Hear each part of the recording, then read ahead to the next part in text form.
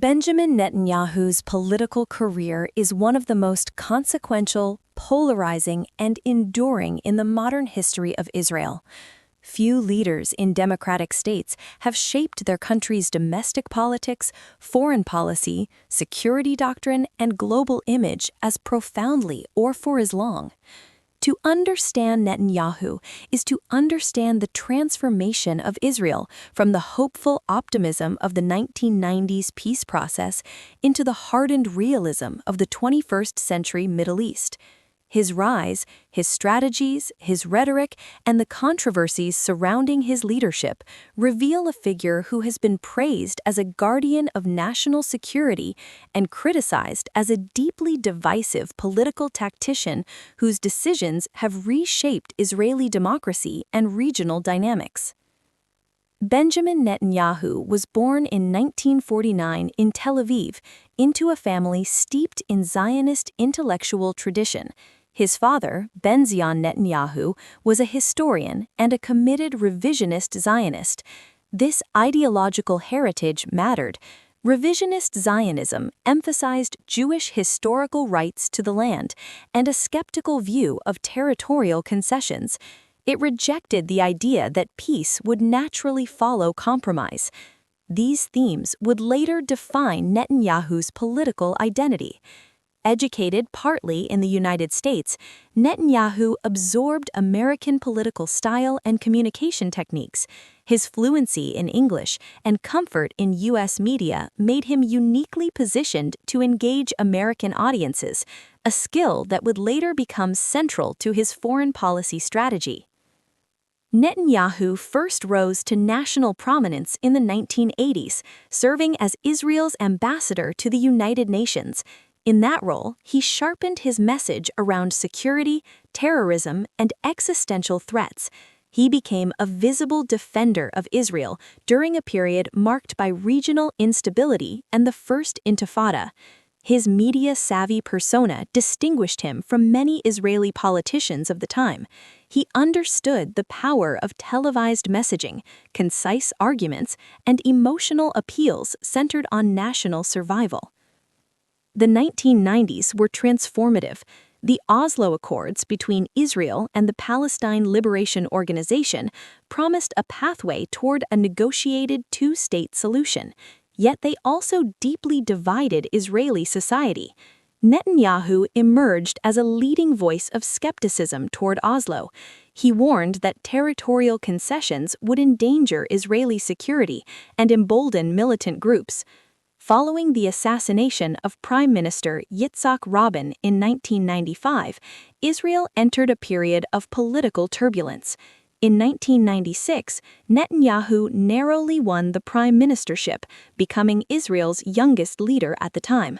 His first term, from 1996 to 1999, was marked by tension between his campaign rhetoric and the realities of governance. Though critical of Oslo, he did not dismantle it outright. Instead, he pursued a cautious implementation, signing the Hebron Protocol and the Wye River Memorandum, which involved limited territorial withdrawals. Critics accused him of slowing the peace process deliberately, while supporters argued he was ensuring Israeli security was not compromised. His relationship with the United States, particularly with President Bill Clinton, was complex and often strained.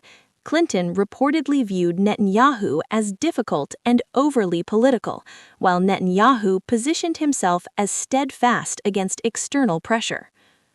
After losing the 1999 election to Ehud Barak, Netanyahu temporarily stepped away from frontline politics but remained influential within the Likud party.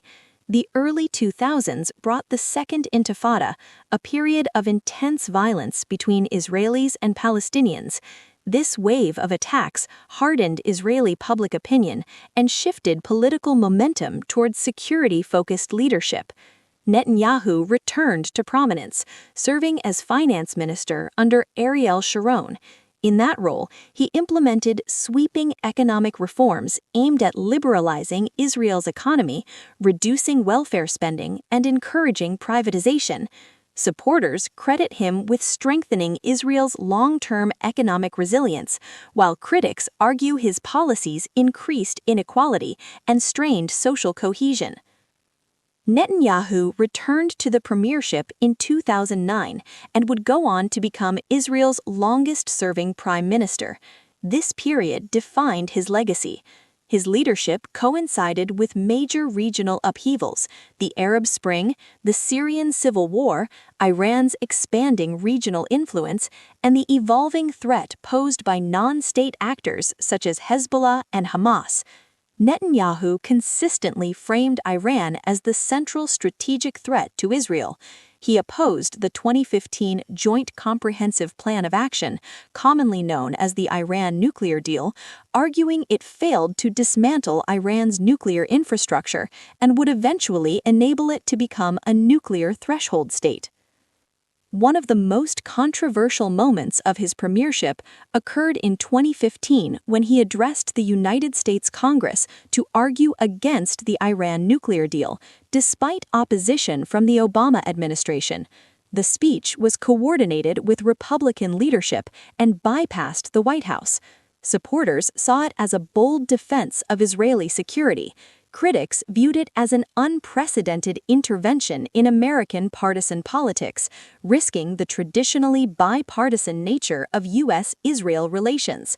This episode encapsulated a recurring theme of Netanyahu's leadership: his willingness to challenge even close allies publicly when he believed Israeli interests were at stake.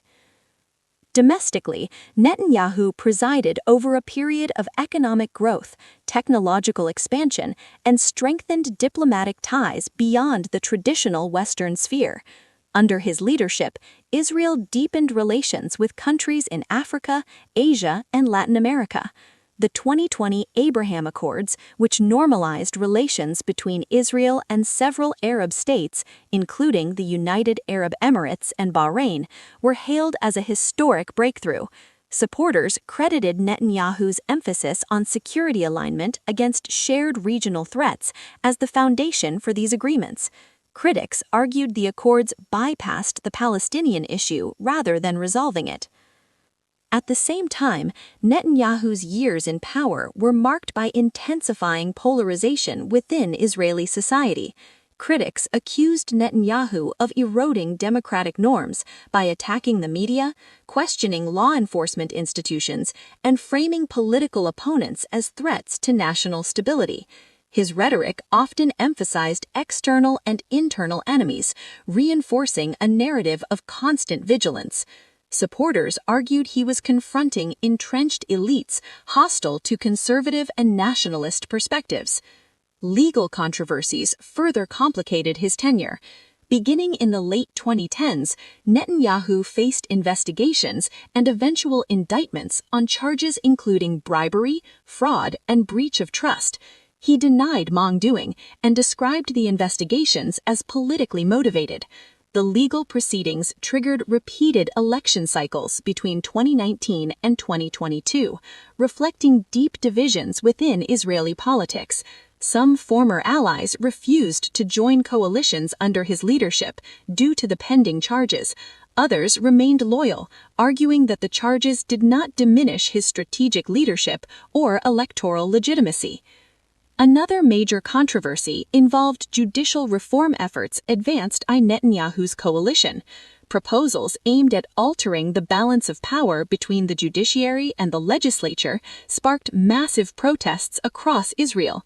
Supporters of reform argued that the judiciary had accumulated excessive authority and that elected representatives should have greater influence on judicial appointments and decisions. Opponents warned that weakening judicial independence could undermine democratic checks and balances.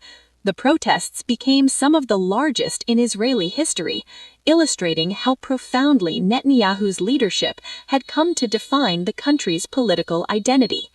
Security crises during his tenure further shaped perceptions. Periodic escalations with Hamas in Gaza led to military operations that drew both domestic support and international scrutiny.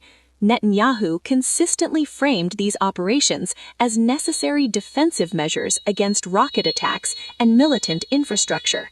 Critics questioned whether long-term strategic solutions were being advanced, or whether cycles of escalation were being managed rather than resolved. Netanyahu's communication style remained a defining feature throughout his career. He is widely regarded as one of Israel's most skilled political communicators, adept at framing narratives around existential threats and national resilience. His speeches often draw on historical references, invoking the Holocaust and ancient Jewish history to contextualize contemporary security concerns. Admirers see this as a reminder of historical vulnerability and the necessity of vigilance. Critics argue that such framing can heighten fear and entrench hardline positions. His relationship with U.S. administrations varied significantly. He worked closely with President Donald Trump, whose administration recognized Jerusalem as Israel's capital and moved the U.S. embassy there, recognized Israeli sovereignty over the Golan Heights, and supported normalization agreements with Arab states. These moves were celebrated by Netanyahu's supporters as historic achievements. Detractors contended that close alignment with one American political faction risked long-term bipartisan support. Throughout his career, Netanyahu has presented himself as a guardian of Israeli security in a volatile region. His supporters argue that under his leadership, Israel maintained military superiority, expanded diplomatic ties, and strengthened its economy despite persistent threats. His critics contend that his leadership style has deepened internal divisions, complicated prospects for a negotiated peace with Palestinians, and tested institutional norms. Understanding Netanyahu's political career requires recognizing both the environment in which he operated and the choices he made within it. Israel's strategic landscape is defined by persistent security challenges, regional rivalries, and ideological divisions. Leaders operate under intense pressure, and decisions carry profound consequences. Netanyahu's tenure reflects a particular worldview shaped by historical memory, skepticism toward territorial compromise, and emphasis on deterrence and strength. Whether viewed as a resolute defender of national interests or as a polarizing figure whose methods strained democratic institutions, Netanyahu's impact on Israel is undeniable. His political longevity alone marks him as a defining leader of his era. The debates surrounding his legacy continue within Israel and internationally, reflecting broader questions about security, democracy, diplomacy, and the future of the Middle East. In examining his career, one encounters not a simple narrative of heroism or villainy, but a complex portrait of leadership under pressure.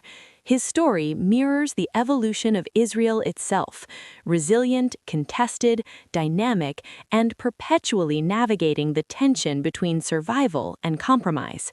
As history continues to unfold, assessments of Netanyahu's legacy will likely remain as divided as the society he led, ensuring that his role in shaping modern Israel will be studied and debated for decades to come.